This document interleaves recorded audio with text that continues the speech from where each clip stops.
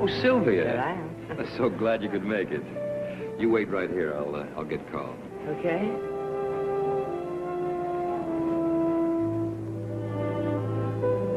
Carl, your fan club is here. My what? The secretary I told you about from Century Studios. You know, the one who got us all that camera equipment.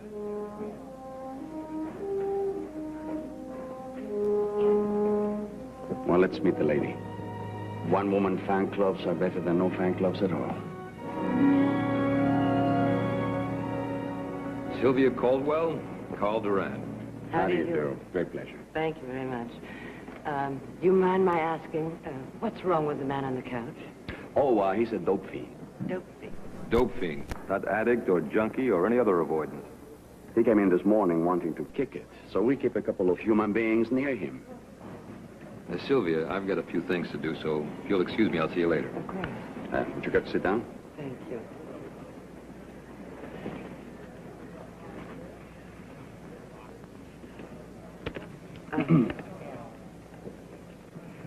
What do you do? I just loved you. I'm sorry. Please. Well, I was just saying, I loved your film. I really did. Thank you. I'm interested to know whatever happened to that little girl and her mother. Alive, well, and living at Cinnamon. Same as you are. You care about the people. I'm glad. Well, that's what making a film is all about, isn't it?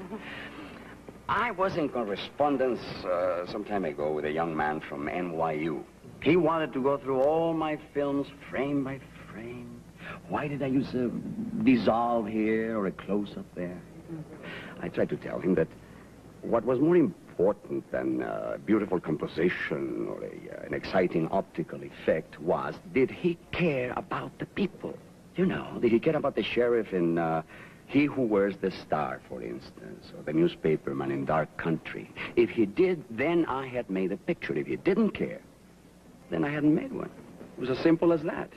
Oh, did you get through to him? Oh, no. He was one of those film buffs who were forever more interested in technique than in human feeling. But he came out of it rather well. I understand he's a critic now.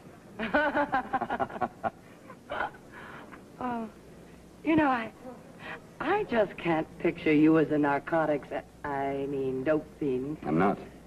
Oh, I mean before. I never was, then or now. Oh, when Synanon first started, it was virtually all dope fiends. But many of our residents here now are people who come to Synanon for reasons other than dope. You name the problem, Synanon has seen it and helped it. Alcoholics, gamblers, compulsives, people who can't relate to other people for any reason. This has become very meaningful to you, hasn't it? Well, Miss Caldwell, anything that saves a man's life should become meaningful to him. Once he gets around to the belief that his life was worth saving. Don't you think it could become too meaningful? In what sense? Couldn't it become a nice place to hide?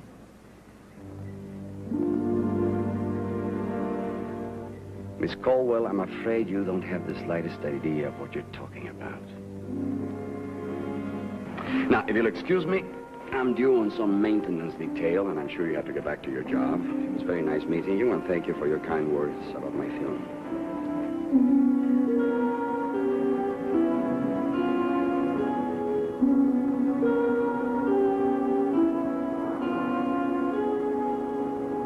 Mr. Duran, I owe you an apology. Oh, it's quite all right. No, it isn't. What I said was thoughtless. And the reasons for your staying here are your own business. I'm sorry. Please forgive me. Well, I can't help but wonder why you care about my reasons. Well, I guess I'm just a studio brat. I was brought up in the motion picture business, and I love it. I learned to respect talent, and I respect yours. So whether it was my business or not, I guess I just couldn't help wondering why you're not using that talent. All right. I have thought of coming back, or trying to. But as soon as the thought forms... But you have something very important to contribute to the industry. You're needed. Needed? Me? Yes. I blew a picture, a big one. I lost control on the set, went up like a rocket. Bracken himself fired me off the Century lot. You probably never even met him. But let me tell you something. When Bracken fires someone, he does it with enormous definition.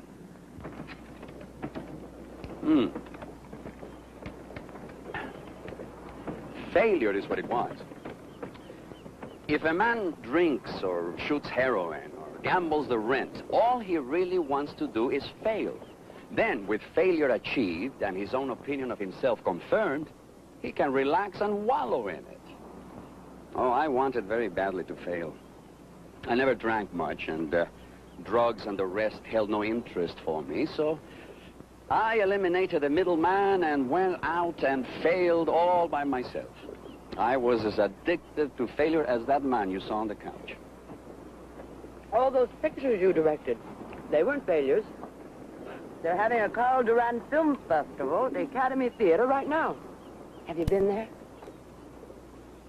No, No.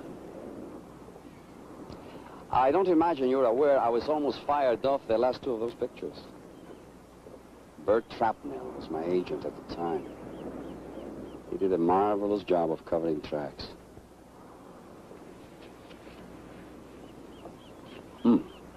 Thank you. Dessert?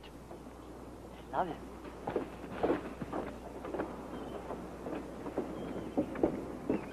Two pistachios. A special.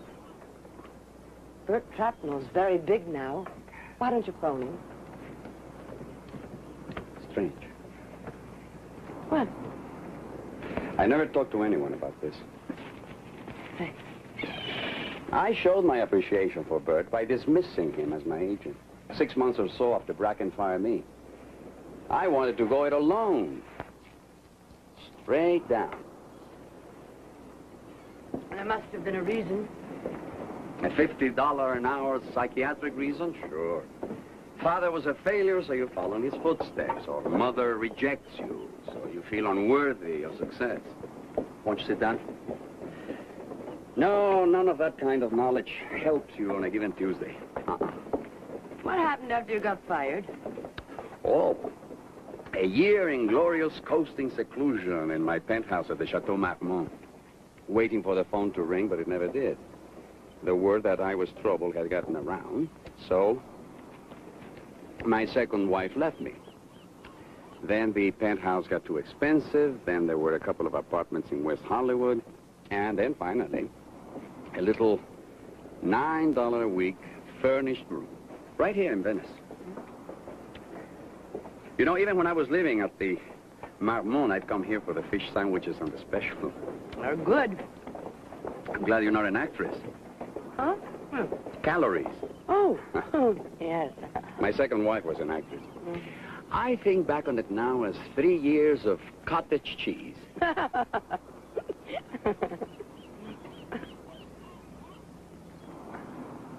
What happens now, Carl?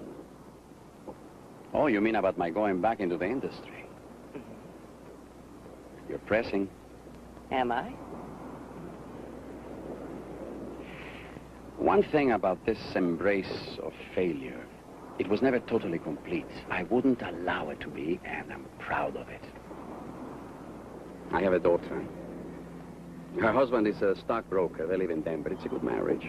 She called many times wanting me to come and live with them. Now that I won't do. You won't have to. You sound so sure of that. I am. You just made a fine picture and an honest one. And you belong back in the business.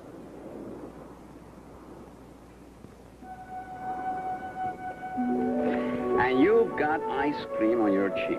Oh.